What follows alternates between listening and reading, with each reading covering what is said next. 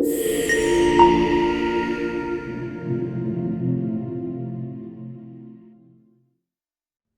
to Edison TV. I'm Catherine Thompson, Technology Analyst at Edison, and I'm here today with Matthias Stadelmeier, CEO of Tradedoubler.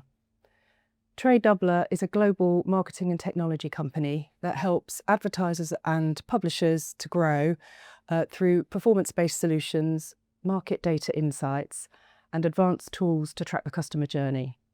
Tradedoubler is listed on Nasdaq Stockholm. Welcome, Matthias. Thanks for coming in today. Hi, Catherine. Thank you for having me.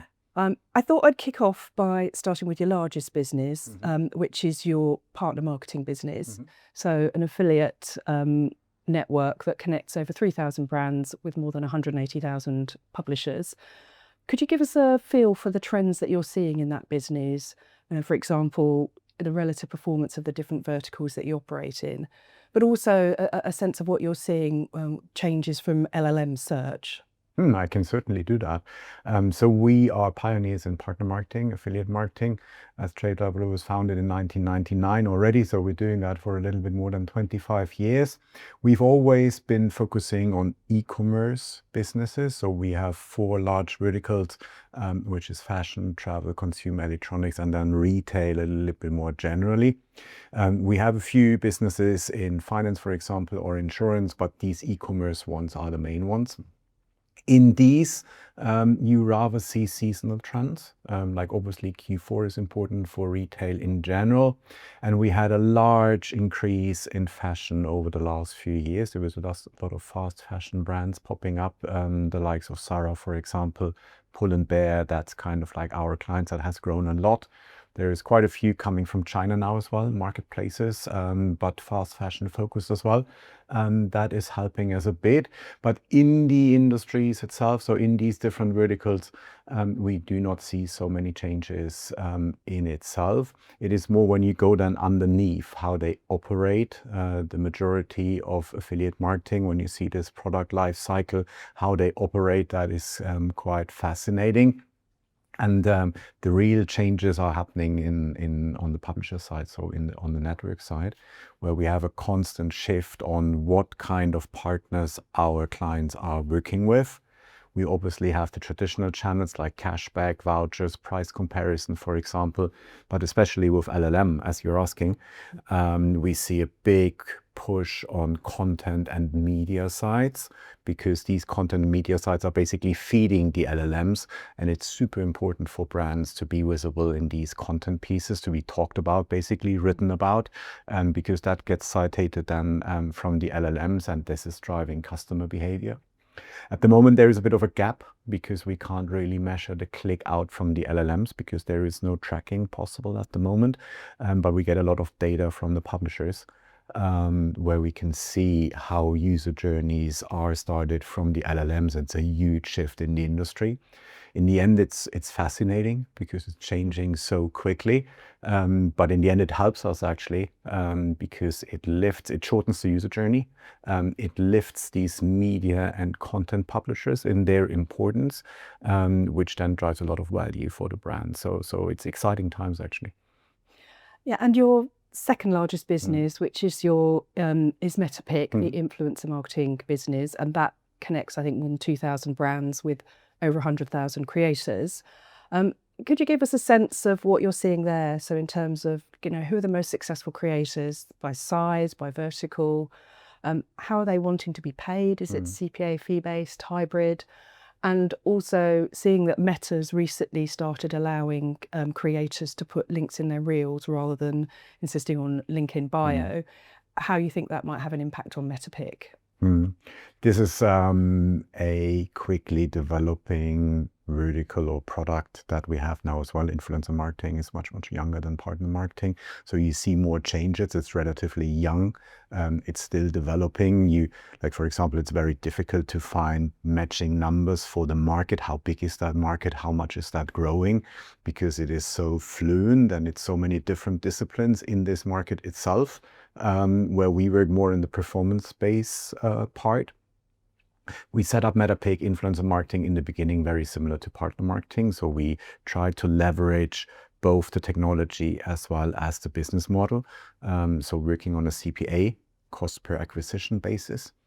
We always paid the influencer on CPC, click based, while we charge the clients on CPA, and we expanded by leveraging our network of brands that we have in Tradedoubler, but we're working as well, Metapic is an independent company, we're working as well with other networks like Avon, for example, CJ Impact, which gave Metapic in the beginning a really good push. Now we're shifting a bit because Metapic itself, it was a bit stuck in this partner marketing ecosystem while it developed on brand side, with brands establishing their own influencer marketing departments in-house, having separate budgets for that as well. And this is then rather not CPA based, rather CPC or fixed price based. So we are adapting a little bit. We're working now differently with brands in order to capture that as well. With the influencers, as you're asking, we usually pay them on CPC or on fixed fees. That's kind of like what they would expect from a company like us, and that's how they have signed up. And so I think that works well.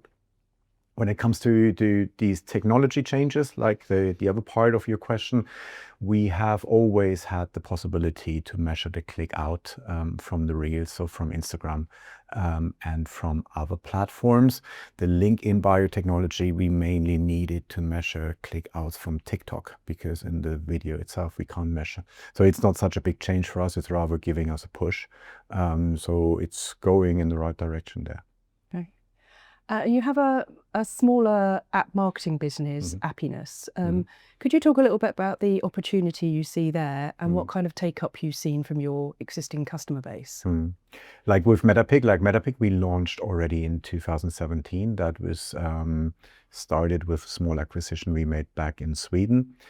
Appiness was very similar. It was a small acquisition that we made in 21 or 22, I think, in the Netherlands.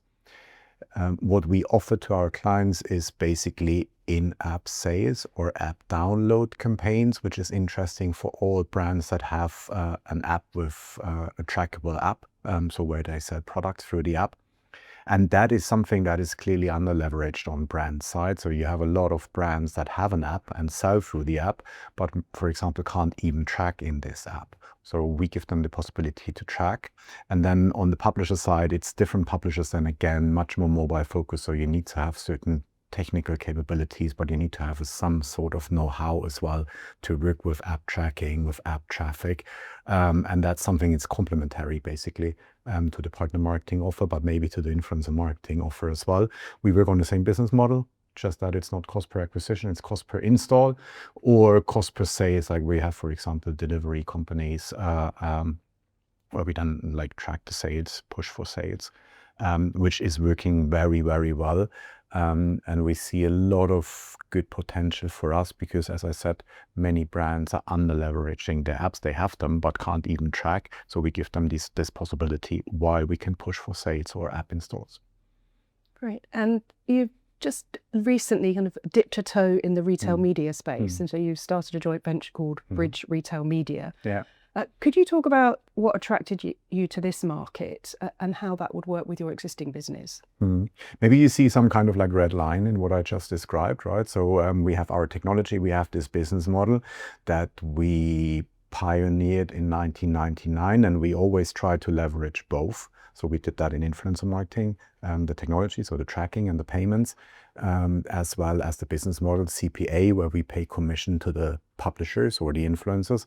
The same we do with app marketing, and exactly the same is the case with Bridge Retail Media, so our new retail media offering, where we see an opportunity because we have both retailers and brands in our network, and retail media is one of the fastest growing segments of digital marketing, and we see a really good opportunity to help both these retailers as well as the brands to build kind of like a separate network within our network, where enabling them to work together. We've spoken with a few, and we identified a really good potential. So this is why we have set up this company with two Swedish founders, one of them being the IAB president in Sweden. So we have good knowledge about the market, but we have good access as well. So we're very optimistic for that. Great. And Finally, I just wondered whether you, looking at your affiliate, influencer and app marketing businesses, whether you expect to keep them all as separate products, or whether at some point you can see that all converging into a kind of performance partnership network. That's a really interesting question, because it exactly picks on what I just said on this, the leveraging the technology as well as the business model. From that side, it actually would be possible to kind of like run it all as one kind of performance marketing offer. It's very much down to the market and then to the brands and to the publishers on how we're going to position it in the future. With these different channels becoming rather larger, as I said, right, influencer marketing, big brands have now their own teams, they have their own budgets, and it's quite interesting then to learn that the whole terminology, the whole experience and know-how you need for these different channels is actually quite different. So when you speak, for example, with influencer marketing, teams, they often are not really aware what a CPA is. They rather want to work on CPC or fixed prices because that's more common in influencer marketing. You have completely different terms and understandings as well in ad marketing.